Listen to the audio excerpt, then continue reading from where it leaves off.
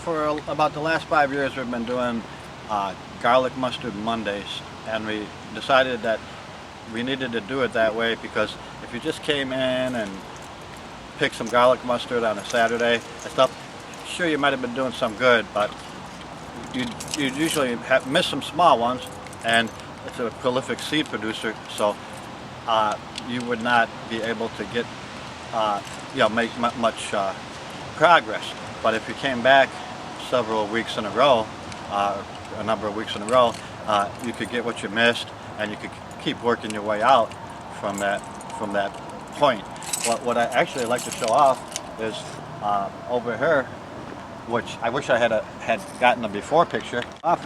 Is that all this area here that was, to me it was like 90% garlic mustard. I thought it was 100% when yeah, it was from the photos. Pretty darn close, you know. Yeah. I'm sure there was a few things that, but now you have all these native mayaples. Some people I think call them umbrella plants. Here's the mayapple, and that is a very native plant, especially to Eggers Grove. And like I say, this was so crowded, with garlic mustard this tall. Nothing was growing here that was native. Here you have another native plant, which I think is one of the more unique plants, and that's the jack-in-the-pulpit. It's native, and it's kind of showy and a different looking type of plant. So that's basically what we're trying to do, is stop this invasive species that had been, really taken over, and it's still there's still a lot of it in spots, along the bike path. So there's patches along the path and stuff like that. More needs to be done, but it shows that if you do it, do the follow up, that you can really make a difference. Do it after work on a Monday, like 6 o'clock, from maybe mid-April to late May, and get it before it goes to seed, and maybe even get some of the first year growth that won't go to seed till next year, and stop the. We have a big problem with other invasive species too, things like the Eurasian honeysuckle and the buckthorn, which is also from Europe and Asia, and the like, and they almost like kind of, as a group, kind of gang up and crowd out the native plants. So the shrubs make a lot of shade, so much shade that the native wildflowers don't have enough sun to grow. And so it's basic. It's not rocket science. It's very simple. It's just doing the follow-up, What about this area now, John? You've cleaned it out so to the point where the native species have pretty well regained control for the time being. How do you keep it that way now? You're going to be, remember we were talking down at the other end Saturday about garlic mustard and that needs to be removed over there, even though it's not here. How do you keep coming back here to inspect to make sure it's not coming back, or what do you do? Yeah, and then we kind of work our way out. Like if we walked a little bit down that road, I bet you I'd find a few garlic mustard. Okay, all right, and well, let's see. Also, there's some we have to work on the other non-native shrubs. Also, I think if we could get the forest preserve to do more prescribed burns, that garlic mustard is a biennial, which means that it will grow one year and produce the seed the following year. So if you could catch it in the first year before it starts growing the seed, then you don't have to worry about it the second year, but also a fire, if it's hot enough, I think the garlic mustard is much more sensitive any fires in the native plants, and it kind of fries their root a little bit, you know, and stuff. It actually one of the things about garlic mustard, it has it kind of starts growing faster. It must be a little frost tolerant. It starts growing before some of the other plants, and but I think I don't think it's too fire tolerant, you know, where a lot of the native plants have kind of a deep tap root and stuff like that, and a fire will just, you know, singe the tops of them, and it actually encourages them sometimes, you know, it gives them a little bit more sun, and so yeah, and I can't think of too much more to say, except that there are you know, where this is probably mostly all native plants now, there are a lot of other areas in the forest preserve where the garlic mustard is hiding, and those are even more high quality areas because they have a much bigger number of different native species growing together, you know, where this is there's basically a few good native species, you know, but you go farther back into areas that had been burned probably just by hooligan fires over the years, kids setting a fire, or a wildfire that didn't. Well, basically, it burns the stuff on the ground and doesn't really damage the trees, but it actually helps. So it'd be nice if we could get. I think that all the forest preserves, not just this one, this grove here, but all the forest preserves need to be have prescribed burns. They used to call them controlled burns. Now they call them prescribed burns. You know, I guess you have to get a doctor. Another bunch of native plants over there. I think there's one of them here. This will grow into a much taller plant, and that's called jewelweed. And jewelweed? Yeah, and there's quite a few of them coming up over there, and that grows taller and has like little trumpet-shaped flowers on. And and you come back here in August, you'll see hummingbirds flying around. Oh. Here, you know, they look like little helicopters, and they go from one of those little trumpet-shaped flowers to the other, and it's kind of neat. And one of the things that a lot of people don't know about this area is that one of the reasons why we have so many birds. I don't know too much about the birds, but I do know that they use the Lake Michigan shore as a flyway, and then they use the rivers to connect up with the Mississippi. Yeah, so we're like a branch of the Mississippi flyway, you know, that comes, and so basically we're much more important than people think, you know, like because this is like kind of like an intersection, you know, or a crossroads, or where they branch off to go back, you know, down the Illinois River system to the Mississippi Flyway. So I guess when the hummingbirds are starting to come back south, they take advantage of the they stay here, take advantage of the plants that they like, and so that's why it would be a shame to let garlic mustard and stuff crowd out the plants that the birds need, you know, and like, because one thing I do know is that most invasive species aren't very wildlife doesn't use them because they're not used to them, you know. Oh, yeah. They haven't. They're not really valuable for wildlife too much, you know. It's the native wildlife. And also here we have this is. It'd be nice if I have a lot of pipe dreams about the area. I think, you know, but this is a ditch that has a underground pipe that takes it over to that ditch, and then flows. There's a ditch that flows north. You walk over it if you go to the first pavilion there, and pick it, and then it drains out into 112th Street. So I think probably for flood control reasons, for, you know, helping with keeping people's basements from flooding too, and the like. It'd be nice if someday we could restore the drainage back to Wolf Lake instead of going into the sewer system, which we have a combined sewer system. Doing the deep tunnel and stuff like that to try to stop people's basements from flooding. But maybe something like this would be practical. Like this needs other things. I think this is a. Is that a climbing invasive there? I think this is. I think this is the type of.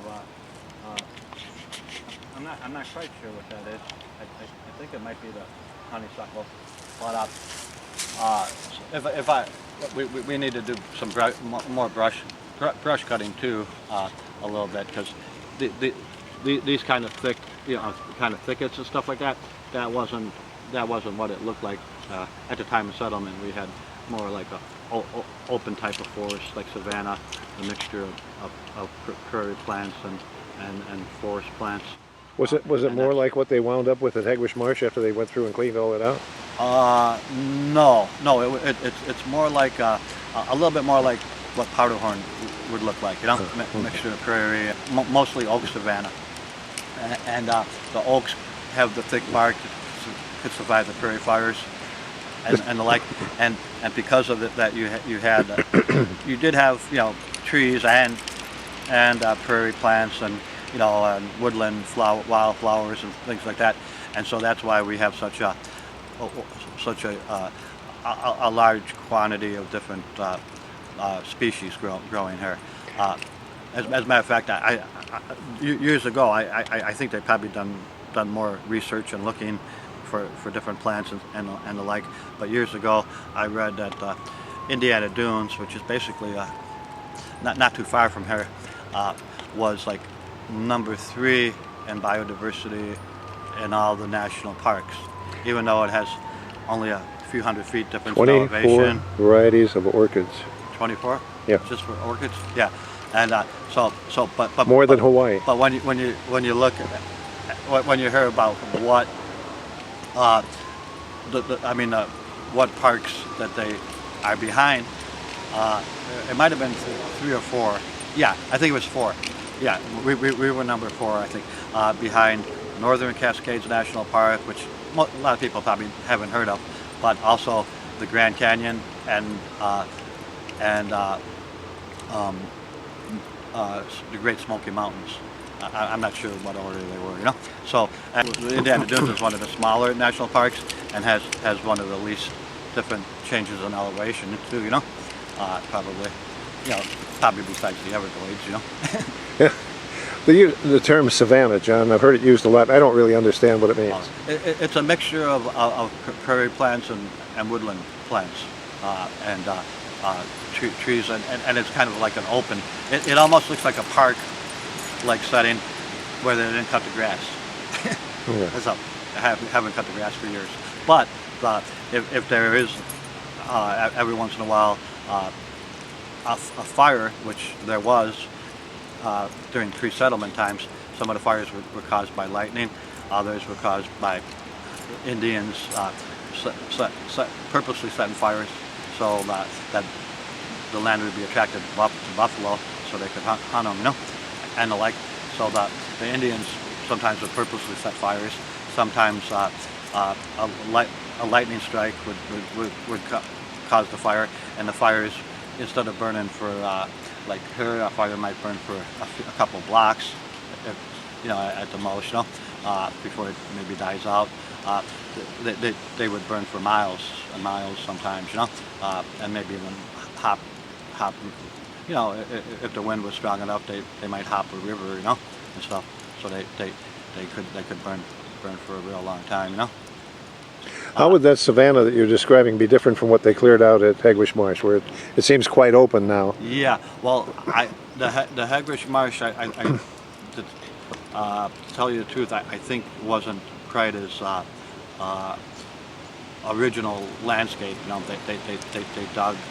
Oh, yeah. I think when they were making the shipping channels or for the river, widening the river and stuff, that they dug they dug sludge, the sludge or the the sand and the mud and everything, and then they dumped it up on the land, and so not so they didn't, they left some marsh, but the thing is, a lot of the main thing is that if the areas that are marsh, most of them would be too wet to support any trees and prairie plants. There are some like kind of wet meadows and stuff like that would have different types of plants and stuff.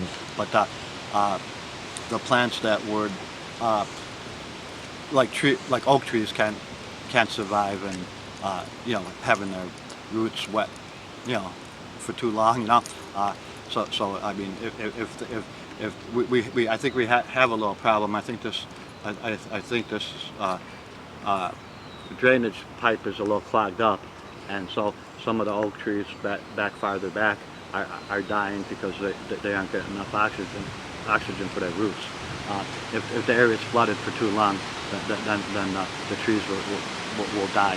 There's a few trees that make the sweat. What we have here is like you can't really see it from here, but you can see it farther back in the more the areas that haven't been don't have parking lots right next to it, and we haven't dug drainage.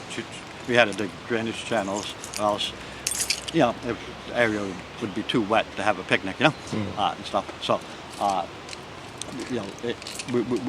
we've which is fine, because in order to attract people here, you want to give them a nice place for a picnic, and then hopefully they'll discover the rest of the area that hasn't really been tampered with as much. Now this is geologically much more original than the other spaces we were talking about. Yeah. You can kind of see that they are kind of parallel with the lake a little bit. Also, I think when the water was flowing from Lake Chicago down through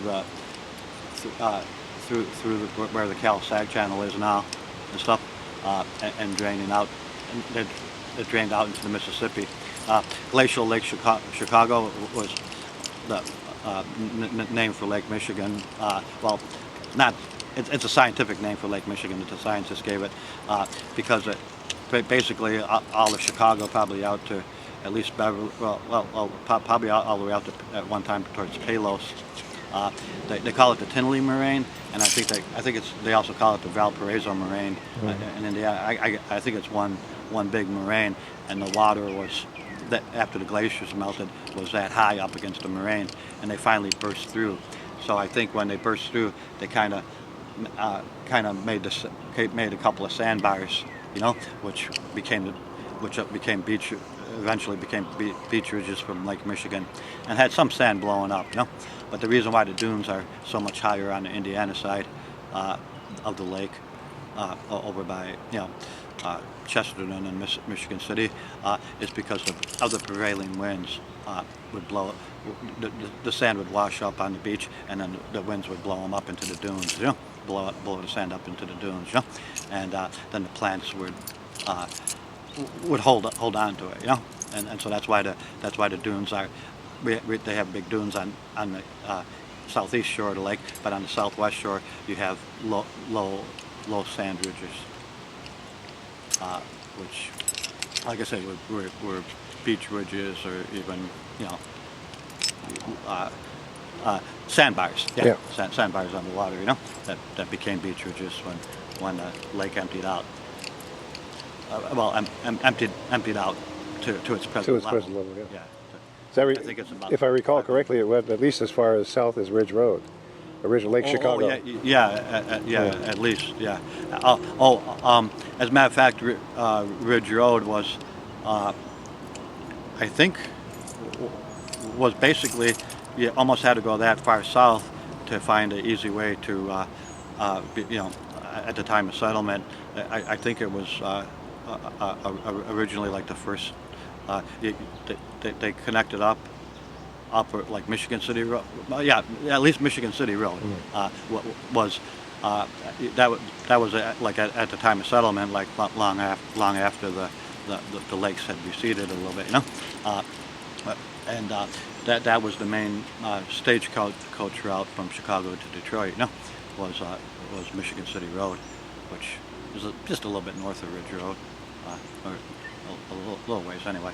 So yeah, I mean there's a lot of history and stuff, and just you know, and it'd be a shame to lose all the native plants just because we were careless in bringing these non-native plants over. And you know, and like I said, there are probably even better ways to you know, to control the garlic mustard than pulling it, if we could get the prescribed burns, you know.